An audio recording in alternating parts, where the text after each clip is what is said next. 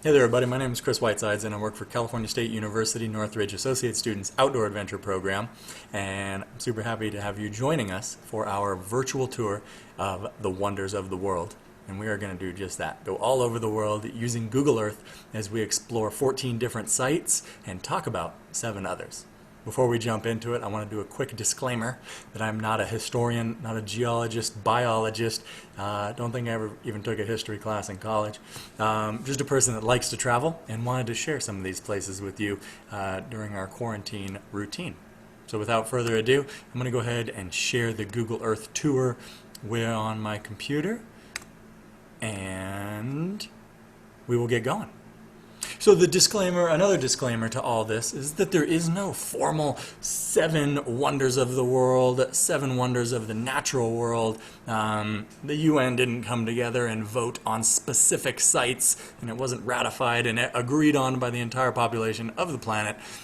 Instead, what we have are lists created by different people throughout history of different locations.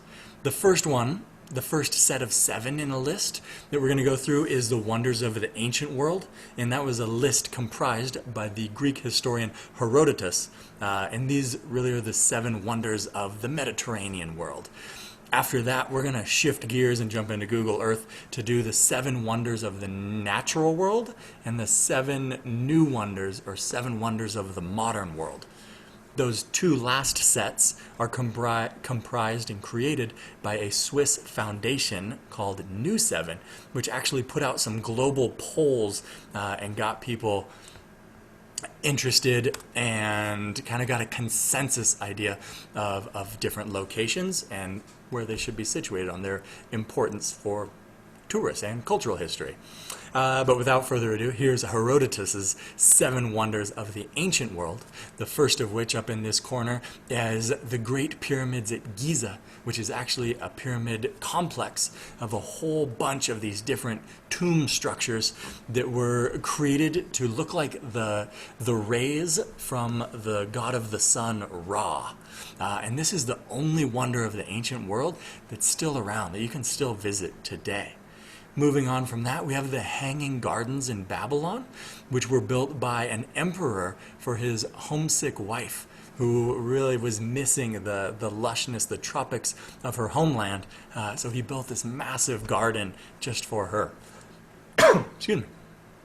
Next up, we have the Temple of Artemis at Ephesus, which is was supposed to be one of the most beautiful the most beautiful and ornate examples of Greek architecture that could rival some of the thoughts or what Mount Olympus was supposed to look like. Under the Temple of Artemis, we have the lighthouse at Alexandria, which might have been 200 to 600 feet tall as a massive lighthouse guiding ships out of the Nile and watching over the entire region.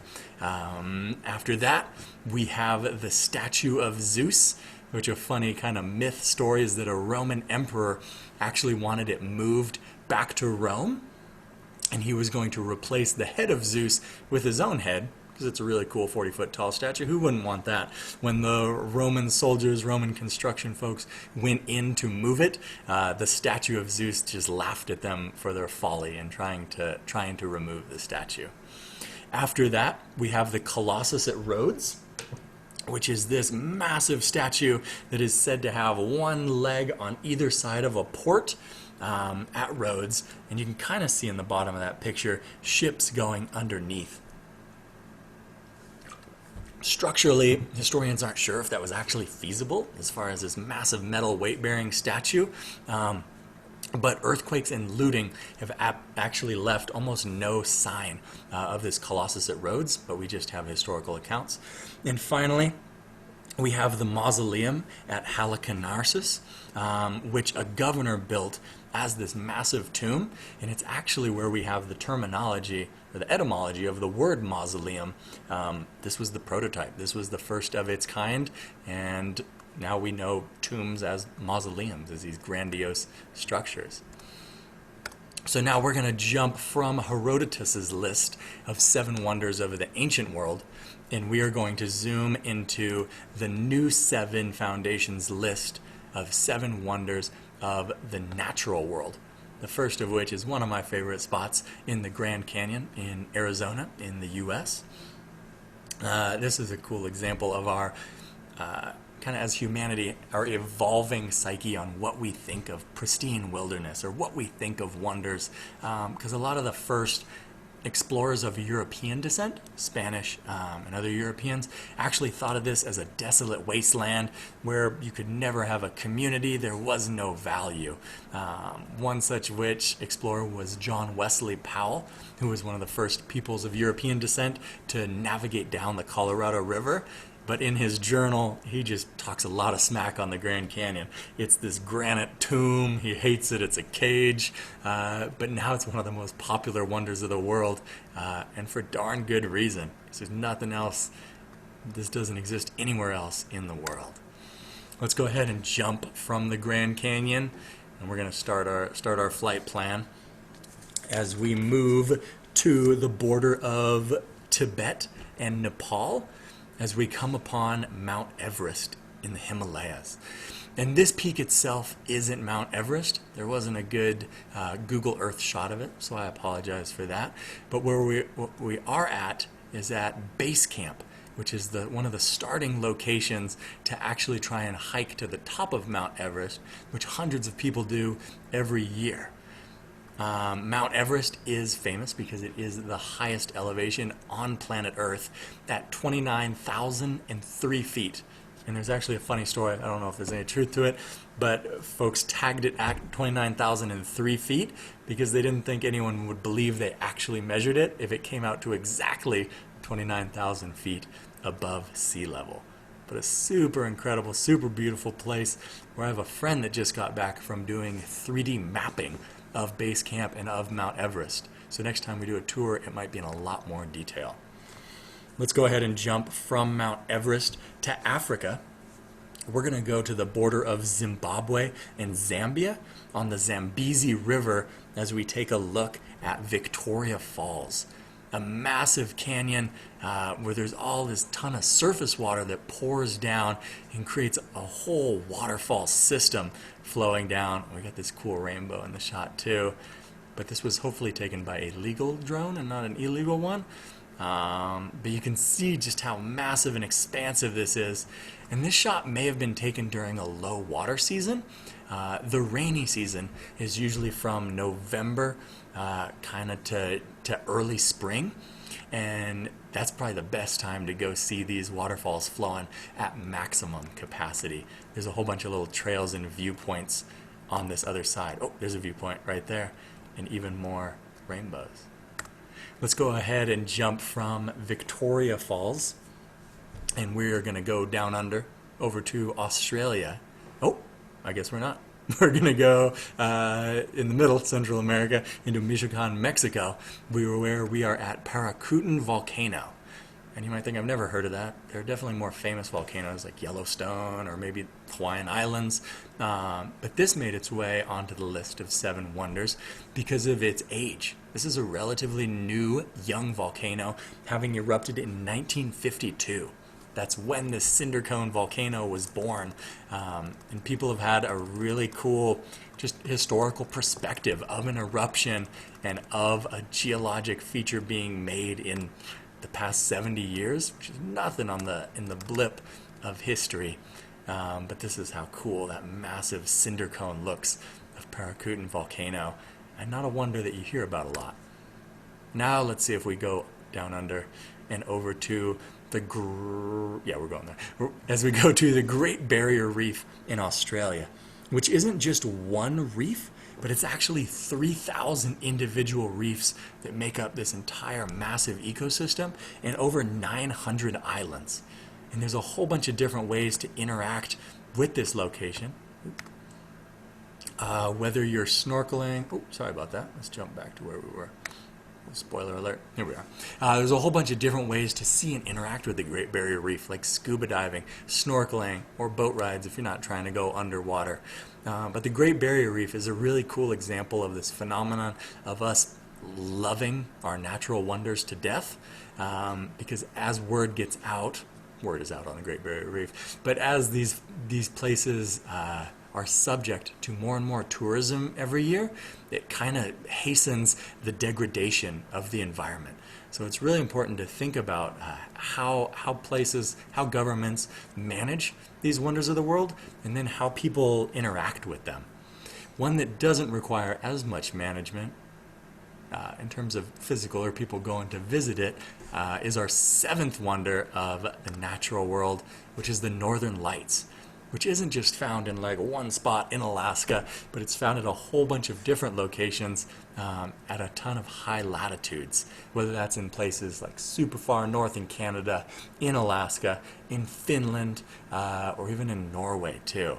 But these are an incredible shot of the Northern Lights, or the more formal name of Aurora Borealis, which was named after a Roman goddess that was kind of associated with sunrise and sunset, or the movement of east to west. And this kind of could be seen like a goddess, moving across the sky. Super cool one. And finally, did I say that was our last wonder? Never mind, you get a bonus seventh wonder of the natural world, which is the harbor of Rio de Janeiro in Brazil. And this shot was not a very good sunset. I've got a better one right here.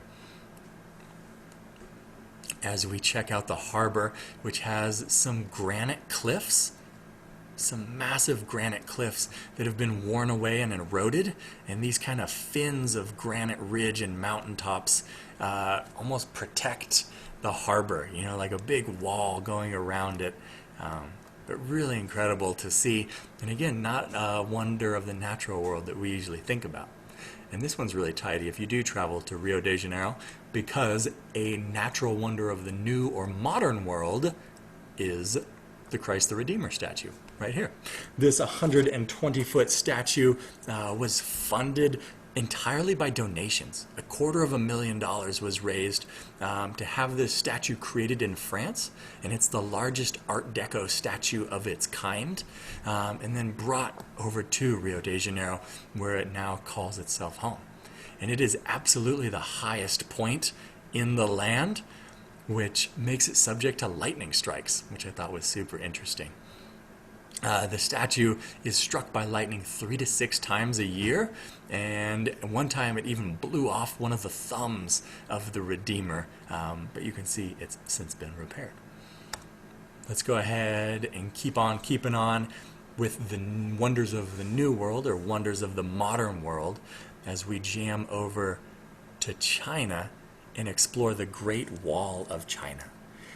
The Great Wall, the first thing that I thought was wild, was under construction in some forms or additions for more than about 2,000 years. It's crazy to think of a feat of human engineering that took that long to make. And also even more incredible, this is the wall right here, you can almost indiscernible from the mountain ridge. But it took, it expands, it goes for 4,000 miles as Chinese dynasties for thousands of years built this wall to keep out the invading Mongol people, folks on horseback that were conquering all of Eurasia. This wall was meant to be a deterrent to those peoples. It also served as a stopping point for the Silk Road, or a way of kind of controlling trade routes, and then also levying taxes or duties on a lot of those trade goods coming in. You can kind of see it going off into the distance here. I've got another shot that helps capture just how wild to think of this structure that goes across mountains, goes across plains, goes across desert areas, forests, and you can see it wrapping all along this ridge. Just an incredible work of engineering. But for as big as it is a myth that it can be seen from the moon. And we have some evidence, like we can't see these massive craters on Mars that are, X times the size of the Great Wall. And satellite imaging and stuff like that, from that distance, the Great Wall cannot be seen from the moon. Maybe from low orbit, but not from the moon. A cool myth nonetheless, though. We'll keep on rolling from the Great Wall and jump back into Central America as we explore the site of Chichen Itza, a culturally important site to the Mayan civilization out on the Yucatan Peninsula. Chichen Itza is much more than just El Castillo, this big old temple right here, but it's actually a massive temple complex, including this, temple of 1,000 columns. There's a handball court where they used to play a game kind of like soccer, kind of like basketball, and featured in the Road to El Dorado animated movie as well. But El Castillo, this temple, is the biggest and most grandiose in the entire complex, and it was built here at kind of Chichen Itza, might mean the mouth of Itza, which may refer to a cenote, a big naturally occurring sinkhole that just goes straight into the ground, and there's water, and it's massive in its own right. But this is thought to be a sacred land, and why they built this big old temple right here.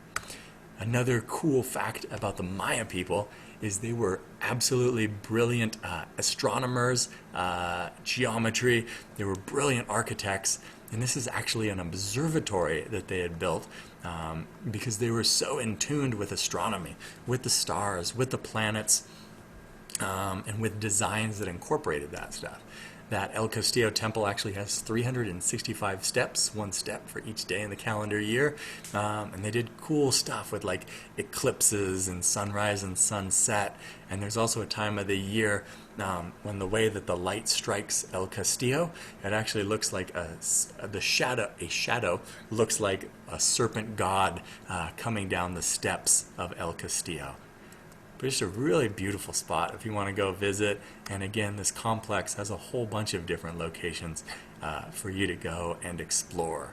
That handball court, it's all sorts of cool stuff. One of my favorite spots that I've been to. We'll keep on moving from Chichen Itza as we make our way over to India. I think we've almost hit all the continents by now. Not that India's a continent, but as we get over to the Taj Mahal, which was built by the Emperor Shah Jahan, and I apologize if I butchered that name, which only took 22 years to complete. And it was started or finished, I don't actually know, in 1631, and it cost an estimated $916 million to complete this structure, the surrounding structure, and all the lands as well. The complex was built as a temple, as a tomb to the emperor's late wife, who died in childbirth on her 14th child. The entire design of the Taj Mahal and all its intricacy and ornateness of these tiles, of the inside, of the dome, the emperor loved symmetry. So the entire temple complex area is supposed to be in perfect symmetry, even with reflections, even with the landscaping that's going on. Really cool. And from this view, it's also cool to address what may have been a myth about a hypothetical plan for a black Taj Mahal, which would have been the symmetrical opposite of the kind of alabaster white Taj Mahal on this side, but there doesn't seem to be a whole lot of evidence that that was ever planned, and it may have, that rumor or that myth may have started with early European explorers coming and maybe misrepresenting some of the plans, and also getting convoluted with some of the infighting that happened in the emperor's family, especially when he was disposed by his sons. Let's move on from the Taj Mahal. Where are we headed next? We are going to the Colosseum in Rome. This one's one of my favorite ones just because this is just epic, just massive, just the entire history behind it, just really cool. The Colosseum also has a lesser known name, but a more proper name maybe might have been the Flavian Amphitheater, named after the kind of ruling dynasty at the time. The Colosseum was host to, a lot of the stories are true, that they held gladiatorial battles, they held historic battle reenactments, there were plays about Roman mythology, there were public executions, there were animal hunts, and there may have even been water battle reenactments when all these chambers, or there was some mechanism to fill the floor of the Colosseum up with water. That one, there's some difference of opinion and evidence on there, but this is what the Colosseum might have looked like in its peak and its zenith, and it could house different reports, 50,000 to 80,000 human beings in this Colosseum. And sometimes events would last super duper long time. One such event may have lasted 123 days. And during that time, 11,000 animals were slaughtered in the Colosseum, and there were over 10,000 combatants too that took part in the different events that went on down here at the floor of the Colosseum. Really cool history. And here's a shot of the Colosseum from the outside too. Because another important historical fact about the Colosseum was it wasn't always revered as this monument. At different points in history, stone was actually taken from the Colosseum for different works of art or different public projects. And this building wasn't actually owned by the state or by the government. It was actually kind of like Broadway. It was privately owned by wealthy aristocrats and artisans who would pay to, just like Dodger Stadium as a private enterprise. But it kind of came into monumental status in history with a handful of different Catholic popes calling for its reverence due to the idea that a lot of Christian executions took place and the blood of Christian martyrs was on the sands and making it a holy location. There's different evidence for whether that was true or not. Christian executions absolutely took place in and around Rome, but it might not have been at the Colosseum in particular. We'll keep on rolling from the Colosseum. We're jumping back to the Americas as we visit an important location to the Incan Empire in Machu Picchu. Machu Picchu, God, that's such a cool shot. Machu Picchu might have been a getaway for royalty as they'd come up here to this entirely self-sustaining community, complete with a 400-person amphitheater and kind of terraced farms too. So they'd make this, it's a massive hike up on this side, but they would make their way up to this kind of spot for royalty. Another fun fact about this that I found here was guinea pigs, like the little hamsters, may have been eaten for food, but they were also buried alongside the royalty in a lot of the tombs in the area too. So we don't know if they were for like religious purposes or like food and sustenance in the afterlife, but I thought that was an interesting feature of this really cool royalty retreat for the Incan Empire. From Machu Picchu, we're going to go to our last site, what I thought had the coolest shots on Google Earth, which was Petra. Petra was part of the Nabatean Empire, and it was built here, number one, because it was an oasis, and one biblical reference to that is that at one point in Moses' travels, he's said to have struck the stone and water gushed forth, and that may have been this site right here in Petra in this oasis. Thanks to that oasis, it also became a central location, a central trade location, where silks and spices made their way into the area. But today, or probably back then too, I don't actually know. But you'll see it when you do your own research. You'll see it be referred to as the Rose City because of this really cool pink sandstone rock that's all around. But because sandstone is kind of brittle, Petra is still undergoing some level of erosion and wearing away, and especially due to flash floods that'll come when rains hit here, flow to the lowest spot, and rush down some of these slot canyons. And we'll culminate with my favorite shot that Google Earth had to offer, despite not having enough pixels, but this is a candlelit ceremony at Petra where thousands of candles are lit up and they really illuminate all those pink sandstone walls along the cliff face. Super beautiful and definitely rose up the ranks on my bucket list of places to travel to.